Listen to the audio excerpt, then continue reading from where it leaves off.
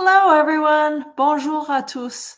This is a recording of the overview of the call for proposals that we presented on December 1st when we first launched the call for proposals, or also the CFP ADP. For more information, you can find everything online at both the ERASA and NBMC websites. Alors bonjour, merci d'avoir joint notre enregistrement aujourd'hui. Alors nous sommes ravis de vous accueillir, que vous soyez nouveau dans ce projet ou que vous le connaissez déjà. On est ici vraiment juste vous présenter l'appel de la proposition qui est officiellement ouvert et aussi vous donner peut-être un petit survol du projet et on est en être dans le projet et comment vous pouvez y participer. Et juste certaines informations qu'on va vous répondre et vous informer aujourd'hui.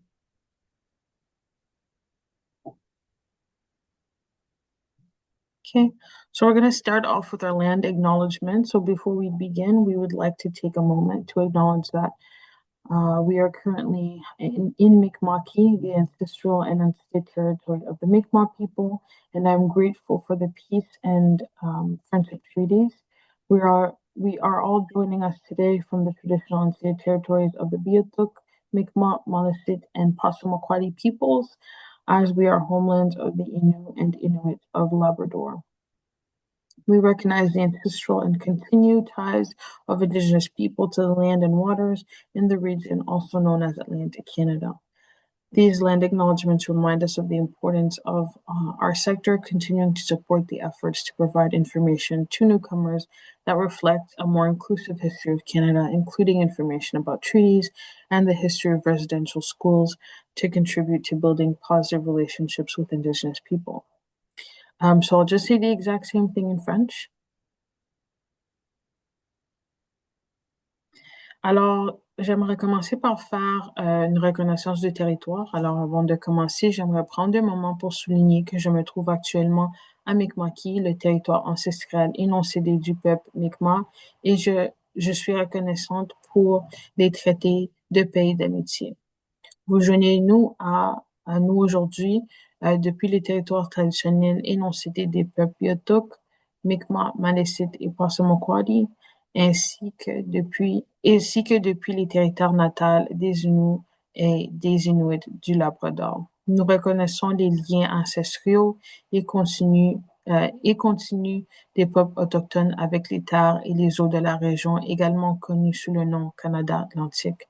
Ces reconnaissances territoriales nous rappellent l'importance pour notre secteur de continuer à soutenir les efforts visant à fournir les nouveaux arrivants des informations qui reflètent une histoire plus inclusive du Canada, y compris des informations sur les traités et l'histoire, afin de contribuer à l'établissement de relations positives avec les peuples autochtones. Okay. The purpose of today's session is to be able to give you a brief idea of the project again and of what the project is about and what we have done so far. We're also going to explain the call for proposals within the Equity Project, what it is. We're going to walk you through how to apply, how to utilize the different tools, and outline some of the different supports that we have for you in this process. In today's slides and session, we're going to talk to you about the project, the funding streams, the eligibility criteria. We're going to do a high-level walkthrough of the application process and the supports again. We're also going to tell you a little bit about the timeline, when the decisions will be made, and when you'll be hearing back in the entire timeline. We'll also have the next steps and some to tell you about how to ask your questions and get the answers. Alors, concernant l'ordre du jour pour aujourd'hui, l'objectif de cette réunion, c'est vraiment vous présenter l'introduction de la projet. Alors, on est qui? C'est qui ERASA? C'est qui le Conseil multiculturel du Nouveau-Brunswick? Vous expliquer à quoi consiste le projet d'équité et l'appel à la proposition dans le cadre du projet. Alors, pourquoi elle existe, y compris comment participer et comment postuler une demande. On va aussi vous présenter les outils qui sera fourni pour vous, disponible pour vous, si vous aimeriez formuler une candidature. On va aussi vous présenter les aides qui nous sont proposées, que nous proposons pour vous. Alors, par exemple, les sessions de groupe, les aides futures et les sessions de soutien. On va aussi vous présenter les prochaines étapes et vous souligner les dates importantes. Alors aujourd'hui, c'est vraiment un survol général du projet et de l'appel de la proposition. On va vraiment pas aller en détail de l'appel de la proposition. Alors c'est vraiment juste une survol de l'objectif de l'appel de la proposition et à quoi ça signifie. So our project team, ARESA is the Atlantic Region Association for Immigrant Serving Agencies. We're a regional umbrella organization that supports all groups that are supporting newcomers in settling and integrating across Atlantic Canada. We really work to support, strengthen, and represent organizations that are supporting and serving newcomers, and we try and help to build capacity to be able to increase that collaboration and also improve services. NBMC is also an umbrella organization with similar goals across New Brunswick as well. And so you can see our two project team members, the different names in which are working on this particular project. The project we'd like to acknowledge is funded by IRCC, Immigration, Refugee, and Citizenship Canada. And so we thank them for supporting grassroots organizations. Also, we would like to acknowledge all of the support that we have gotten from all of you. All sorts of grassroots organizations and community organizations have supported us in being able to tell us what it is that you need and what it is that's most important so that we can try and incorporate that in. Co-creating this process and this project has been incredibly important to us, and we couldn't have done it without you. Alors, moi, je vais présenter l'équipe de projet en français vite fait. Alors, ERISA est une organisation régionale qui chapeaute les fournisseurs des services d'établissement et d'intégration dans l'ensemble du Canada Atlantique. Nous travaillons en soutenir et renforcer et représenter les organisations qui viennent en aide aux nouveaux arrivants et aident les organisations membres à collaborer et à renforcer leurs capacités et améliorer leurs services. Un peu similaire à eux, on a aussi le Conseil multiculturel du Nouveau-Brunswick, qui est aussi une organisation régionale qui travaille avec les services d'établissement et d'intégration dans l'ensemble du Nouveau-Brunswick et avec d'autres partenariats. Alors, on a ces deux organisations-là qui travaillent sur ce projet. Le projet est financé par l'IRCC, alors Immigration, Réfugiés, Citoyenneté Canada. Pour ce projet, on a vraiment travaillé beaucoup avec les membres de la communauté, des bénévoles, des gens qui travaillent dans des organisations locaux communautaires. Et ils nous ont vraiment aidés avec le processus de participatif pour l'appel de la proposition. Alors, ils nous ont vraiment beaucoup donné des conseils et ont contribué beaucoup à ce projet.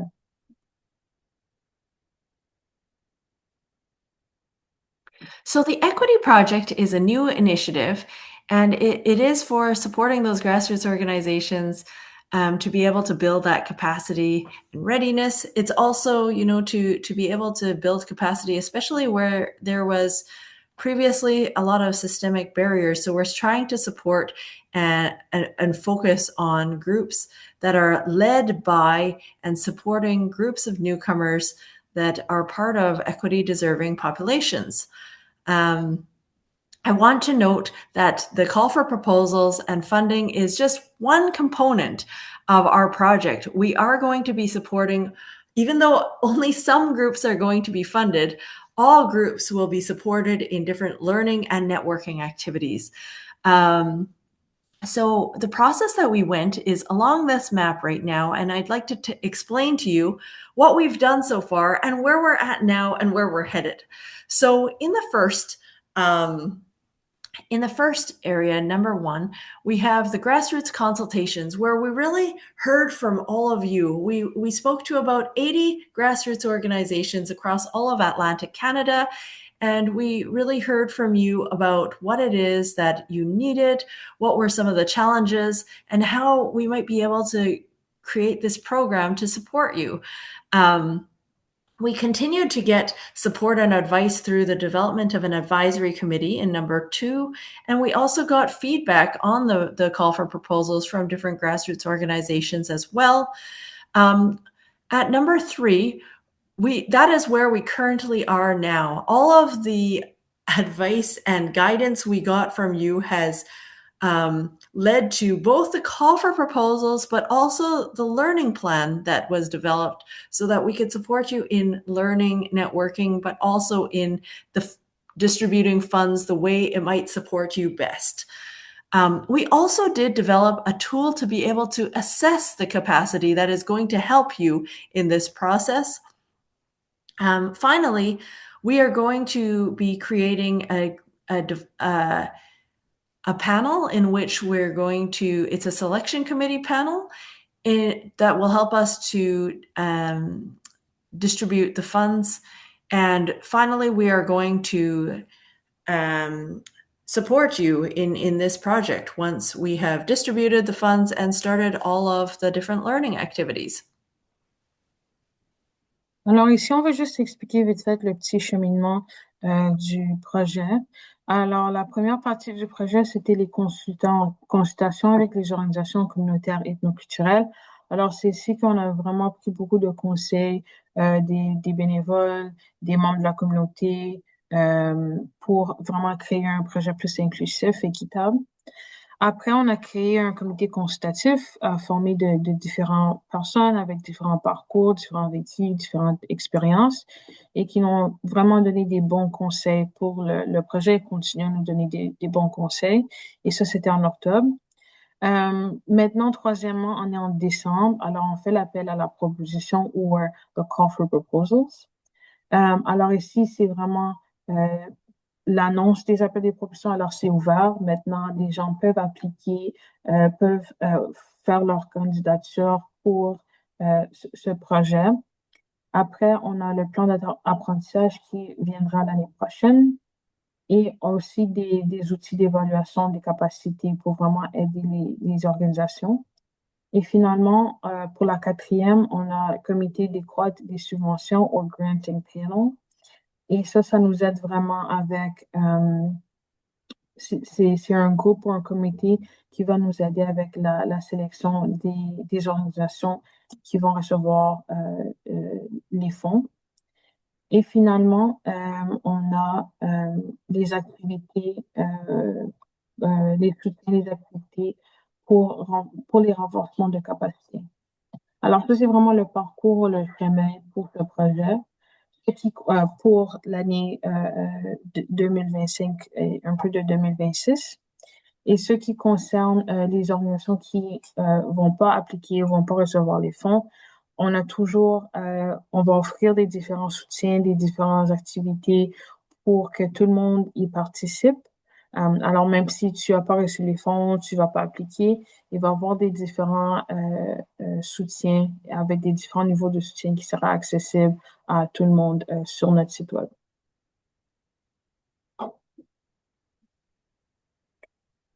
So, who is eligible for receiving funds?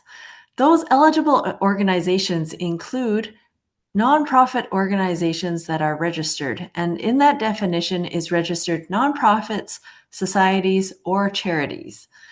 Some of the ineligible organizations, those that we will not be able to fund, are organizations that have been or are currently funded by Immigration, Refugee, and Citizenship Canada.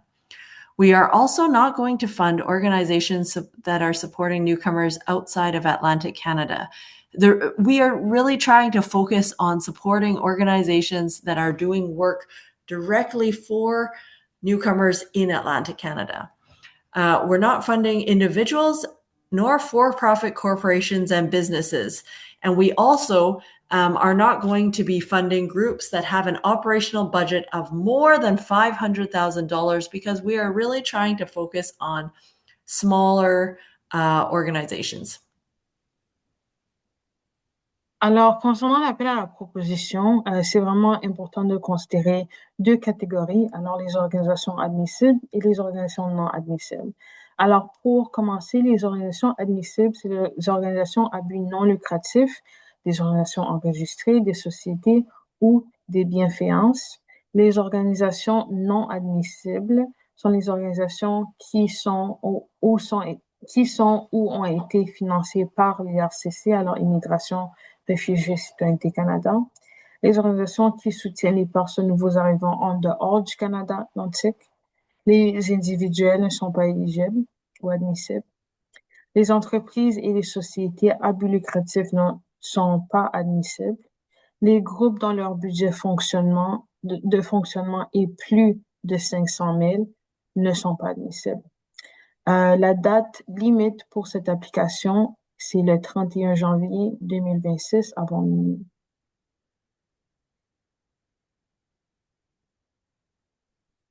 So there are going to be different eligible activities, but all are going to be for capacity building activities. What is capacity building? That means strengthening your organization to grow and sustain your work, to essentially improve how your organization, like for example, how it's structured, governed, or managed, and the internal resources. So strengthening your organization or strengthening your service capacity building. So that could be enhancing your organization's ability to design and deliver effective, equitable, culturally responsive settlement integration services to newcomers.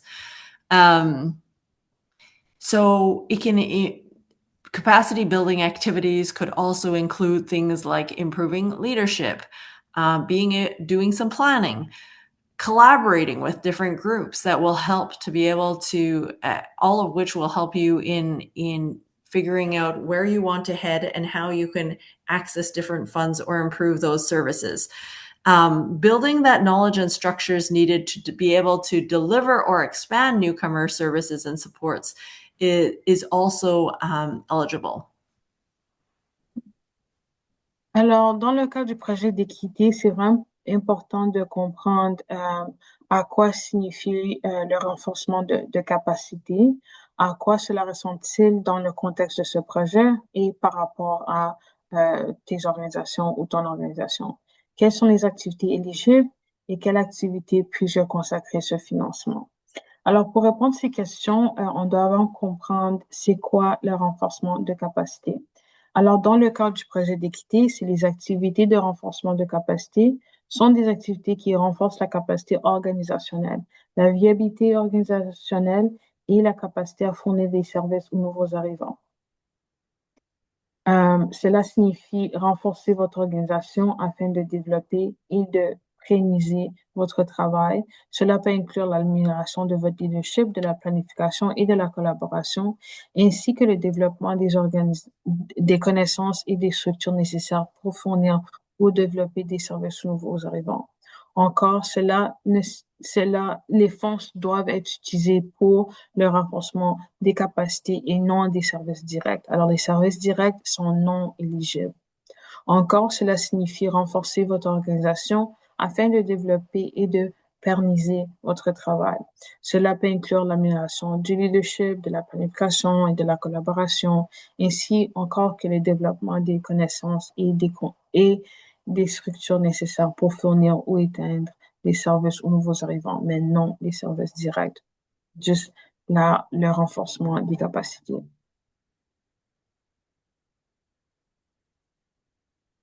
There are two funding streams. One is the Grow stream and one is Connect. Both are for organizations that want to strengthen their internal capacity, but the first stream is more for that individual organization to grow themselves, whether it's in governance, planning, funds development, leadership, service delivery, expanding that reach. And the second stream is to be able to do it to grow yourself, but also together with other organizations. So there could be, for instance, plans for joint service delivery or shared resources and spaces that are involved, or strengthening coordination to be able to serve newcomers together. Alors, pour ce projet, il y a deux volets de financement. Alors, notre premier volet de financement, c'est ce qu'on appelle le volet de croissance. Alors, il y a un minimum et maximum, comme vous pouvez voir pour cette section. Alors, pour ce volet, alors pour le premier volet, c'est pour une organisation communautaire ou ethnoculturelle qui souhaite renforcer sa capacité interne, par exemple en matière de gouvernance, de planification, de développement de fonds, des fonds, des évaluations de leadership, de systèmes de préparation, offrir des services aux personnes nouveaux arrivants, ainsi que l'élargissement de sa portée. Deuxième volet, c'est connexion. Alors, vous pouvez voir les minimums et les maximums pour le deuxième volet en tant que pour votre candidature.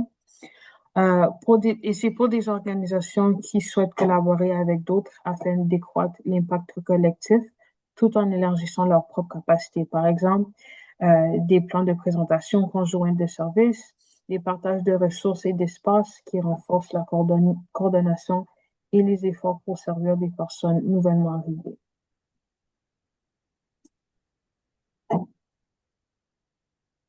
So these are some different examples of activities that you can include in building capacity.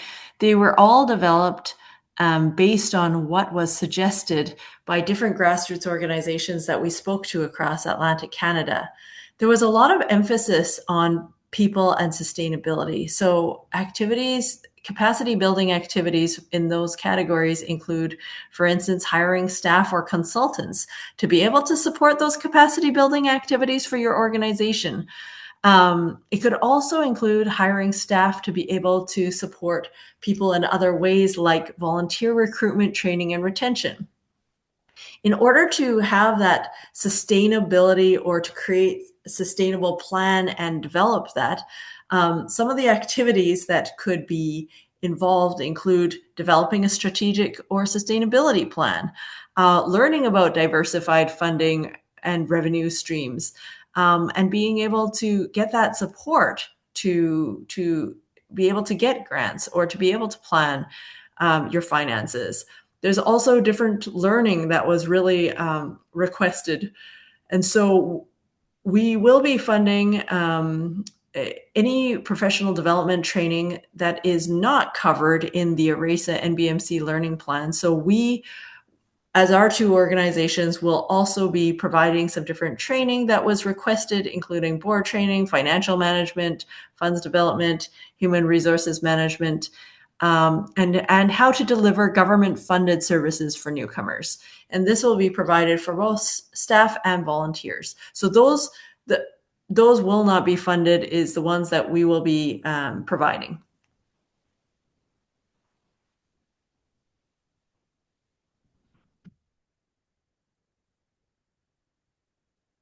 Oh, sorry. And so then there is also some other activities, for example, in increasing visibility and reach, in networking and collaboration, to be able to have some different peer learning events or local networking that will support and strengthen some different relationships so that maybe you can better serve newcomers together, or maybe there can be collaborative efforts in being able to obtain funds or do activities together. That is the same with shared space. For example, we will be funding a shared office or meeting space or collaborative working space for multiple grassroots organizations. But we really would like for you to have some sort of plan to sustain this beyond the funding. There's also examples of measuring impact. For example, if you can find ways to create tools to be able to track or better report the impact that you're making, that will be able to also help to access future funds. Alors, concernant les activités éligibles, on avait divisé ça en 7 catégories. Alors, la première catégorie, c'est ce qu'on appelle personne. Alors, une activité éligible en dessous de cette catégorie, ça serait d'embaucher du personnel ou des consultants ou consultantes pour soutenir des activités de renforcement de capacité au sein de votre organisation. Alors là, il y a plusieurs exemples de quoi ça peut ressembler. Embaucher du personnel pour le recrutement, la formation et la rétention des personnes bénévoles. Après, on a notre catégorie de durabilité. Alors, élaborer un plan stratégique ou de durabilité, se renseigner sur la diversification des ressources de financement et des revenus. Et il y a d'autres exemples aussi. Après, notre catégorie d'apprentissage, participer à des formations de perfectionnement professionnel non couvertes par le plan d'apprentissage des RSA et de CMNB. Accroissement, accroissement de la visibilité et de la portée, développer des sites web, des médias sociaux et des documents imprimés afin d'accroître votre présence dans la communauté. Alors vraiment vous aider avec cette visibilité. Il y a des options là d'utiliser les fonds pour les sites web ou les médias sociaux. Il y a aussi d'autres exemples en dessous. Réseautage et collaboration. Alors, organiser des activités locaux, des réseautages et l'apprentissage entre pairs ou pairs. Après, c'est les exemples d'espaces partagés. Alors, vous pouvez avoir des bureaux partagés, des salles de réunion locaux ou des espaces collaboratifs. Concernant les mesures d'impact, vous pouvez aussi utiliser les fonds pour développer des outils simples et quotidiennement appropriés pour les suivis et la production de rapports sur l'impact et les résultats.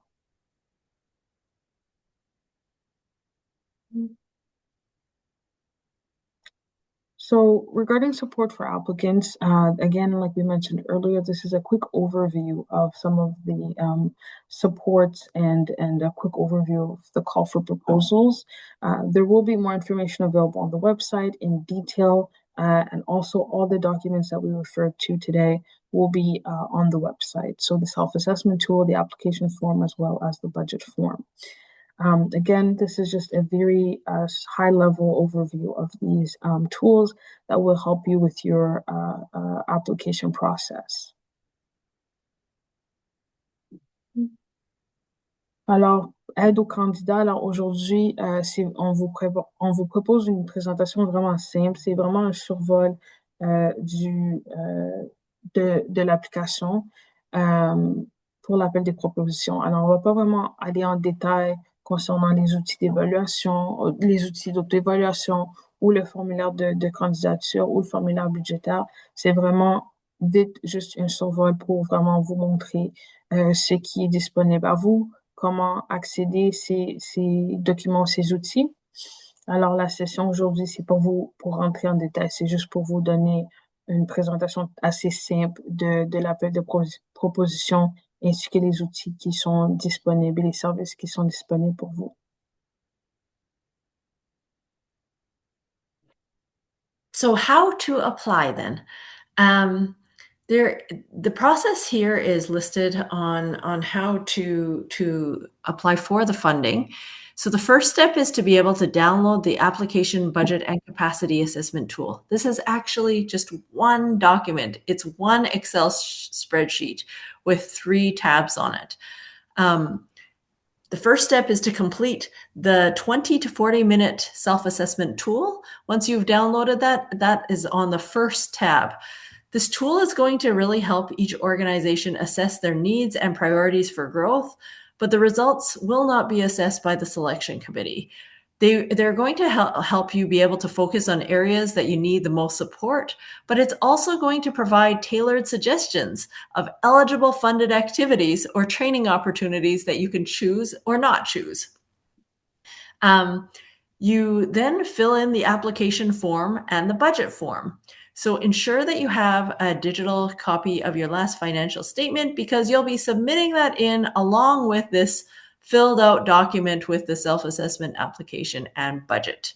And you will be submitting that to this email address, equity@aresa.ca on or before January 31st, 2026. It's really important to note that this is a written proposal. However, we will be accepting oral applications if that is what you need or want. And so if you make a request to us before January 15th, we can accommodate that and we can give you the oral application process. And so please let us know if you would like that. Alors, comment présenter une demande? Alors, vous pouvez télécharger le formulaire de demande en ligne. Alors, sur le site web ORESA ou sur le site web de NBMC, en dessous de projet d'équité, vous pouvez trouver le formulaire de demande, le formulaire pour le budget et l'outil d'évaluation de capacité. Alors, vous avez besoin de télécharger ces trois documents. Deuxième étape, c'est remplir l'outil d'auto-évaluation. Puis ça prend peut-être 20 à 40 minutes. Cet outil aidera chaque organisation à évaluer ses besoins et ses propriétés de croissance, mais les résultats ne seront pas évalués par la comité de sélection. Les résultats permettent d'aider les personnes candidats à se concentrer sur les domaines où elles ont le plus besoin de soutien. Après, c'est remplir le formulaire de demande et le formulaire budget qui, comme j'ai dit tantôt, est disponible sur nos sites web. S'assurer d'avoir une copie numérique de vos récents états financiers. Ils n'ont pas besoin d'être audités, mais vous devez avoir une copie numérique de vos plus récents états financiers. Cinquièmement, soumettre votre document rempli. Alors, ça inclut l'auto-évaluation votre demande et votre budget par courriel, ainsi que aussi vos plus récents états financiers à equity@oresa.ca ou plus tard le 31 janvier 2026. Le processus, c'est important de noter aussi que le processus est conçu pour les demandes écrites. Toutefois, une demande orale peut être fournie lorsque vous faites la demande. Alors, si vous avez besoin de remplir le formulaire ou faire une demande orale, c'est une option. C'est juste important de nous envoyer un courriel à equity@oresa ou plus tard le 15 janvier 2026.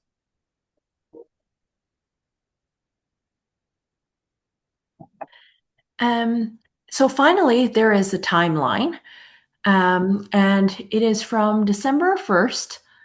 That is when our applications are first just starting, and the application deadline is January 31st, 2026. On March 1st, the decisions are going to be released on who receives the funding, and April 1st is when we start the project.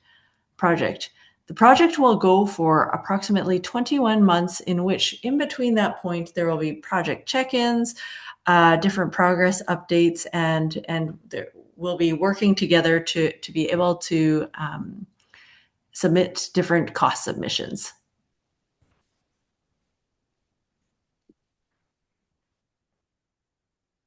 Alors, concernant les dates très importantes, alors le 1er décembre, c'est l'ouverture des demandes. Alors maintenant, pendant qu'on est en train de filmer cet enregistrement, on est en décembre. Alors, l'ouverture et l'application des candidatures sont ouvertes. Le 31 janvier, c'est la date limite des dépôts de demande. Alors, après le 31 janvier, vous pouvez pas envoyer des dépôts de demande. Le 1er mars 2026, la publication des décisions finales. 1er avril 2006, date de début du projet. Le 1er mai jusqu'au 31 décembre. Alors, 1er mai 2026 jusqu'au 31 décembre 2027, on fait des suivis du projet. Et du 31 décembre 2027, c'est la date de fin du projet et le rapport final. Mise à jour sur l'avancement et l'échange d'apprentissage. Alors, participer à des cercles partage mensuel avec d'autres organisations communautaires organisées par ORESA et CMNB. Les bénéficiaires partageront des cours mis à jour sur l'avancement et soumettront les coûts associés.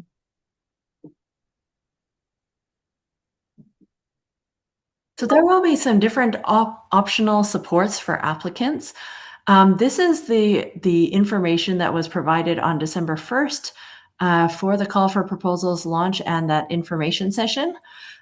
Throughout December 2nd to 17th, we're going to be having different group support sessions for applicants to be able to walk through the self-assessments together, begin completing key sections of the assessment, and network with other organizations and potentially brainstorm different equity funding activities with different local grassroots groups. In January 8th and 13th, we're going to be having 2 online drop-in Q&A questions where you can ask us any questions at all. We're also going to be keeping an email address in which you can ask any questions at any point, but just note that all of the questions that are being asked are also on the frequently asked questions. So on our websites, you can check that out and your question might have already been asked and answered by somebody else.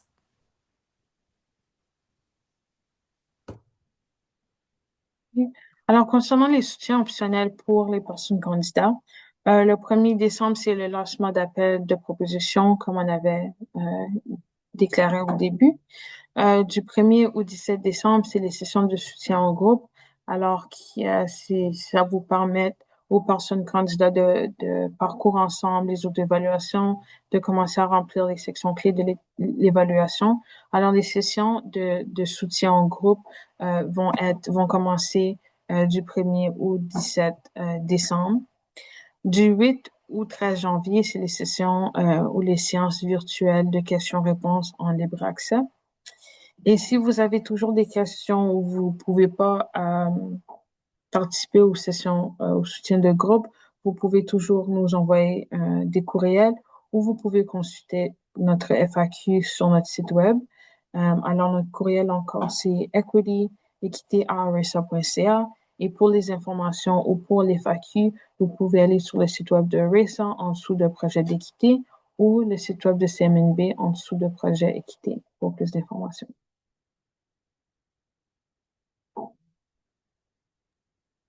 So for more specific support session dates, you can see here the dates that we are going to be in person in certain centers, but we are also hosting some different online sessions. So please take note of the session that is that you would like to attend. The in-person ones are going to be December 4th in Charlottetown, 8th in Fredericton, and the 10th in Halifax, and the 16th in St. John's, Newfoundland. These are all going to be evening sessions from 6 to 7:30 p.m. The only exception is in Halifax, where there is going to be an afternoon section at 1 o'clock, as well as an evening session at 6 to 7:30 to be able to accommodate everyone in the small space that we have. Alors, comme on avait dit au début de cette session que on va partager les dates avec vous, alors ceci sont les dates des sessions de soutien. Alors, toutes les sessions de soutien se passeront en soirée, sauf la session du 10 décembre à Halifax, ça va se passer durant le jour. Alors, les sessions sont ici, le 4 décembre à Charlottetown, PI, le 8 décembre à Fredericton, Nouveau-Brunswick, le 9 décembre en ligne, et ça serait une session en anglais, excuse-moi. Le 10 décembre à Halifax, à Nouvelle-Écosse, comme j'avais dit, ça serait une session présentielle durant le jour. Le 11 décembre, ça serait une session virtuelle et c'est une session française. Le 16 décembre à St. John's.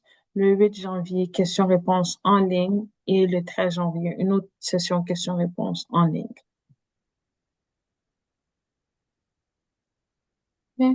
Alors, on vous encourage, si vous avez des questions ou des inquiétudes, vous pouvez encore nous contacter par courriel equity@oresa.ca. On a aussi un FAQ sur nos sites web, alors oresa.com, nbmc.com, et vous pouvez trouver les FAQ, les documents qu'on a soulignés ici, des ressources, des outils qu'on va mettre disponibles, vont tous être disponibles sur nos sites web. Alors, je vous encourage de vous lancer vraiment sur le site web et de nous envoyer des questions si vous en avez. So we have, in terms of questions, if you have any more questions, feel free to send an email to equité@oresa.ca. If you'd like more information or if you'd like to have access to any of the documents we shared or any of the information about the Equity Stream project, please feel free to visit the ORESA website or the NBMC website, and you can find more details under Equity Project on both websites. Please feel free to also take advantage of our FAQ. There would be maybe some questions that you've already asked that would be answered in there. And again, if there are questions that you have and that you would like to answer, you can always, again, send us an email. And I'll let Jen maybe wrap it up and conclude. Thanks very much for listening, everyone. We really appreciate all your excitement and support behind this project, and we're excited to continue to work with you. Merci tout le monde, merci pour votre participation et on a vraiment hâte de continuer cette collaboration avec les candidats et les personnes de la communauté. Alors, merci beaucoup pour votre temps et passez une bonne reste de votre journée. Merci.